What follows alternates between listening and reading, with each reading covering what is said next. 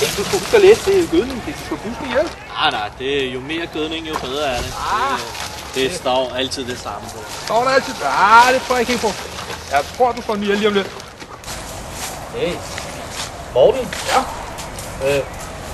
Prøv at se, hvad der sker. Jamen, det var det, jeg kunne fortælle dig. Når man ikke læser, hvordan det skal blandes op, så kan man slå gulsen ihjel.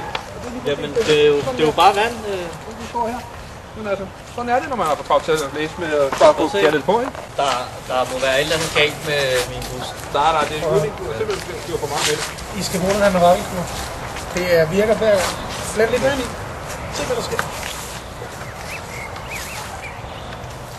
Stop, det er rigeligt. Så skal du se. Så giver vi den her. Og så bliver den lige så grøn som den ved siden af i morgen. Du skal altid huske at læse, hvad der står på posen.